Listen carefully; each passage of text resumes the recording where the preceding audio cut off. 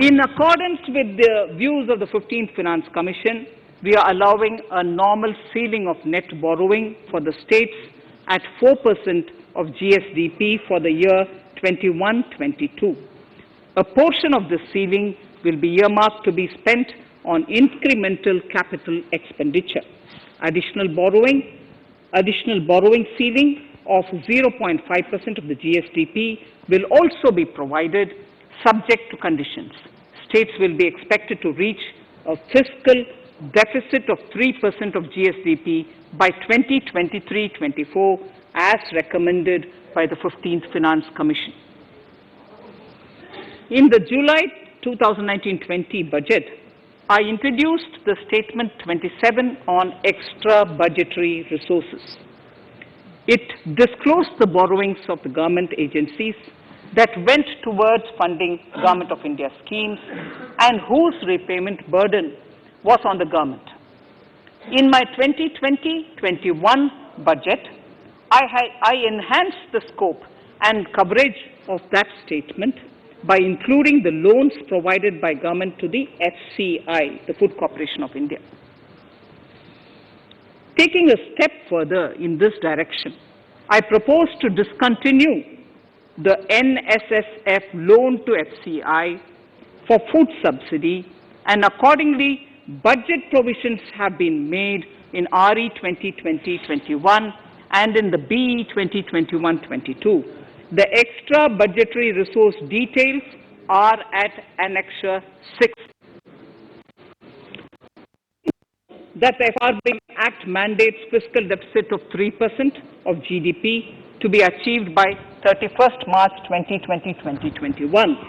The effect of this year's unforeseen and unprecedented circumstances has necessitated the submission of a deviation statement under Sections 4 of Subclause 5 and Section 7, Subclause 3b of the Frbm Act, which I am laying on the table of the House as part of the Frbm documents. Towards achieving central government fiscal deficit along the broad path that I have already indicated, I will be introducing an amendment to the Frbm Act. Honorable Speaker, on the 9th of December 2020, the 15th Finance Commission submitted its final report covering the period 2021 to 2026 to the Rashtrapati Ji. The government has laid the Commission's report along with the explanatory memorandum in the Parliament, retaining the vertical shares of the states at 41%. We recognize our commitment to fiscal federalism and propose, therefore, to adhere to this recommendation. Jammu and Kashmir in the 14th Finance Commission was entitled to get devolution being a state. Now the funds of the UTs of Jammu Kashmir and Ladakh would be provided by the centre. I have also provided on the Commission's recommendation 1,18,452 crores as revenue deficit grant to 17 states in 21-22 as against 74,340 crores to 14 states in 2020-21. Honorable Speaker, I would now move to Part B of my speech.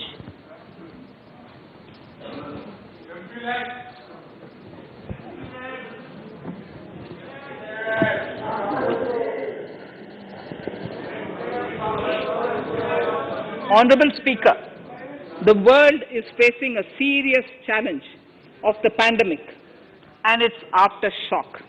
In these trying times, when many economies are struggling to revive, our people and our industry have exhibited remarkable resilience. As I mentioned already, post-pandemic, a new world order seems to be emerging, one in which Asia is poised to occupy a prominent position, and India will have a leading role therein. In this scenario, our tax system has to be transparent, efficient, and should promote investments and employment in our country. At the same time, it should put minimum burden on our taxpayers. I borrow the words of Thiruvalluvar, the saint. Yetralum, Eatalum, Kathalum, Katha Vaguthalum, Nalla Valladarasu. A king or a ruler is the one who creates and acquires wealth, protects and distributes it for common good. Tirukkural. Direct tax proposals. Keeping this in mind, the words of Tirukkural, our government introduced a series of reforms in the direct tax system for the benefit of our taxpayers and the economy. Few months prior to the pandemic, in order to attract investments, we slashed our corporate tax rate to make it among the lowest in the world. The dividend distribution tax too was abolished. The burden of taxation on small taxpayers was eased by increasing rebates. In 2020, the return filers saw a dramatic increase to 6.48 crores from 3.31 crores in 2014. In the direct tax administration, we had recently introduced the faceless assessment and faceless appeal. I now seek to take further steps to simplify the tax administration, ease compliance, and reduce litigation. Relief to senior citizens. I begin my direct tax proposals by offering my pranam to our senior citizens. Many of them, despite having foregone several basic necessities of their own, have strived to build our nation. Now in the 75th year of independence of our country, when we continue our endeavor with renewed vigor, we shall reduce compliance burden on our senior citizens who are 75 years of age and above. For senior citizens who only have pension and interest income, I propose exemption from filing their income tax returns.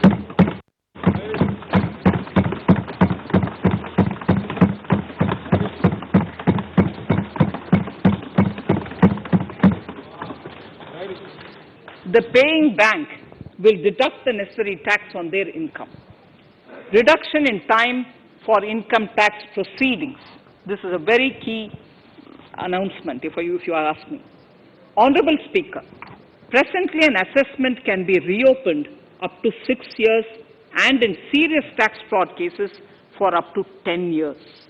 As a result, taxpayers have to remain under uncertainty for a very long time. I therefore propose to reduce this time limit for reopening of assessments to 3 years from the present 6 years.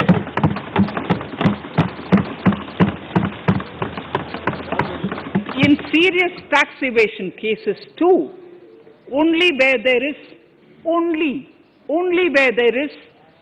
evidence of concealment of income of 50 lakh or more in a year.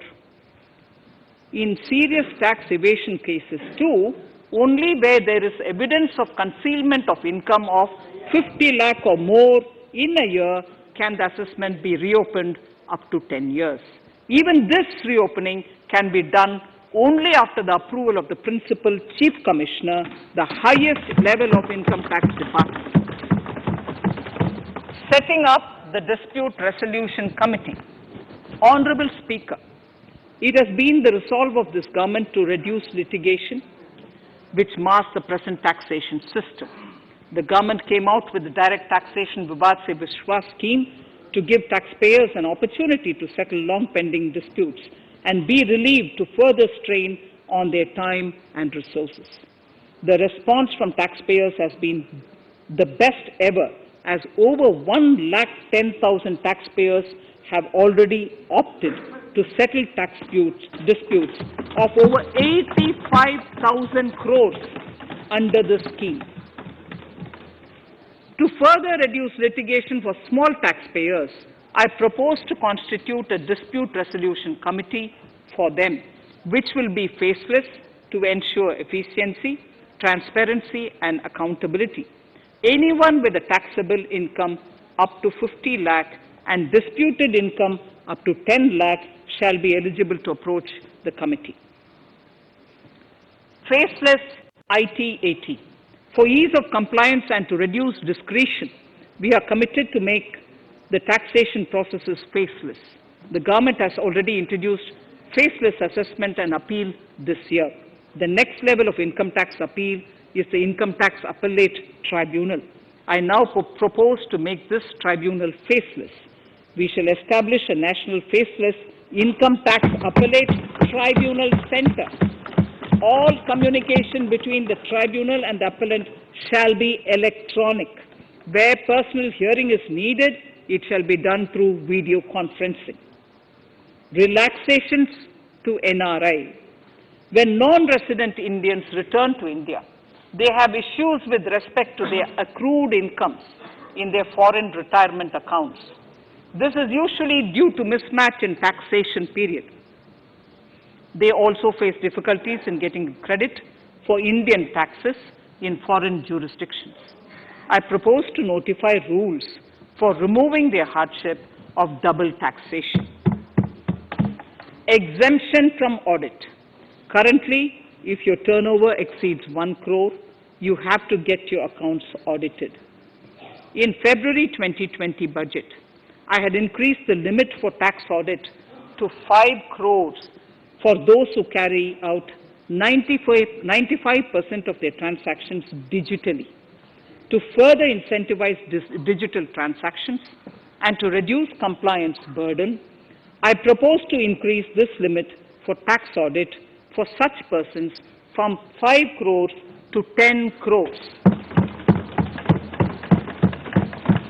Relief for dividend. In the previous budget, I had abolished the dividend distribution tax in order to incentivize investment. Dividend was made taxable in the hands of shareholders. Now, in order to provide ease of compliance, I propose to make dividend payment to rate and InvIT exempt from TDS. Further, as the amount of dividend income cannot be estimated correctly by the shareholders for paying advance tax, I propose to provide that advance tax liability on dividend income shall arise only after the declaration or payment of dividend. Also, for the foreign portfolio investors, I propose to enable deduction of tax on dividend income at lower treaty rate. Attracting foreign investment into infrastructure sector. In the last budget, for attracting foreign investment in the infrastructure sector, we had granted 100% tax exemption, subject to certain conditions, to foreign sovereign wealth funds and pension funds on their income from investment in Indian infrastructure.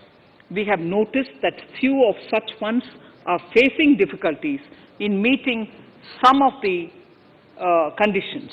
In order to ensure that a large number of funds invest in India, I propose to relax some of these conditions relating to prohibition on private funding, restriction on commercial activities, and direct investment in infrastructure.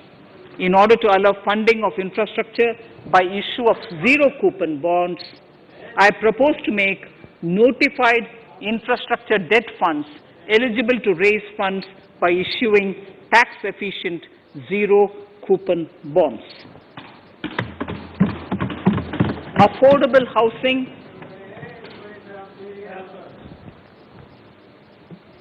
Affordable housing and rental housing. This government sees housing for all and affordable housing as priority areas. In July 2019 budget, I provided an additional deduction of interest amounting to 1.5 lakh for loan taken to purchase an affordable house. I propose to extend the eligibility of this condition by 1 more year to 31st March 2022. The additional deduction of 1.5 lakh shall therefore be available for loans taken up to 31st March 2022 for the purchase of affordable houses. Further, to keep up the supply of affordable houses, I propose that the affordable housing projects can avail a tax holiday for one more year till 31st March 2022. These are available now for projects also. We are committed to promote supply of affordable rental housing for migrant workers. For this, I propose to allow tax exemption for notified affordable rental housing projects. Tax incentives to Ifsc. As I mentioned in Part A of this speech, the government is committed to making the International Financial Services Center in GIFT City a global financial hub. In addition to the tax incentives already provided, I propose to include, among others, tax holiday for capital gains for aircraft leasing companies, tax exemption for aircraft lease rentals paid to foreign lessors, tax incentive for relocating foreign funds in the Ifsc, and to allow tax exemption to the investment division of foreign banks located in the Ifsc. Pre-filling of returns. Honorable Speaker, in order to ease compliance for the taxpayer, details of salary income, tax payments, TDS, etc., already come pre-filled in income tax returns. To further ease filing of returns, details of capital gains from listed securities, dividend income, and interest from banks, post office, etc., will also be now pre-filled. Relief to small trusts. We hope to reduce compliance burden on small charitable trusts running educational institutions and hospitals. So far, there is a blanket exemption to such entities whose annual receipt does not exceed 1 crore of rupees. I now propose to increase this amount to 5 crores.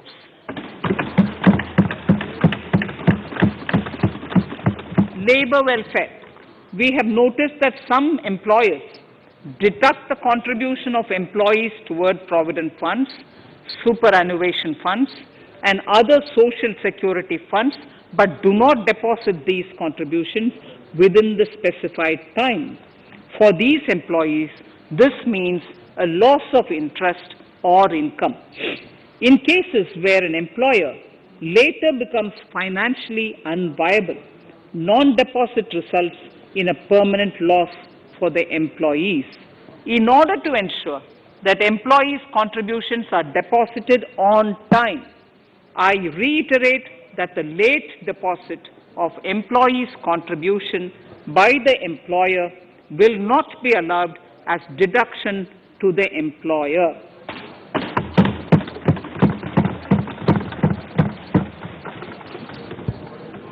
Incentives for startups. In order to incentivize startups in the country, I propose to extend the eligibility for claiming tax holiday for startups by one more year, till 31st March 2022. Further, in order to incentivize funding for the startups, I propose to extend the capital gains exemption for investment in startups by one more year till 31st March 2022. Sir, I now come to indirect tax proposals, GST. Before I come to my indirect tax proposals, I would like to appraise the House on GST. The GST is now 4 years old, and we have taken several measures to further simplify it. Some of the measures include nil return through SMS, quarterly return and monthly payment for small taxpayers, electronic invoice system, validated input tax statements, pre-filled editable GST return, and staggering of returns filing. The capacity of GST and system has also been enhanced. We have also deployed deep analytics and artificial intelligence to identify tax evaders and fake billers and launched special drives against them. The results speak for themselves. We have made record collections in the last few months. The GST Council has painstakingly thrashed out thorny issues. As chairperson to the Council, I want to assure this House that we shall take every possible measure to smoothen the GST further and to remove anomalies such as inverted duty structure. Custom duty rationalization. Our custom duty policy should have the twin objective of promoting domestic manufacturing and helping India get on to global value chain and export better. The thrust now has to be on easy access to raw materials and exports of value-added products. Towards this, last year, we started overhauling the customs duty structure, eliminating 80 outdated exemptions. I also thank everyone who responded overwhelmingly to a crowdsourcing call for suggestions on this revamp. I now propose to review more than 400 old exemptions this year. I repeat, I now propose to review more than 400 old exemptions this year. We will conduct this through extensive consultations, and from 1st October 2021, we will put in place a revised customs duty structure free of distortions. I also propose that any new customs duty exemptions, therefore, henceforth will have validity up to 31st March following 2 years from the date of the issue.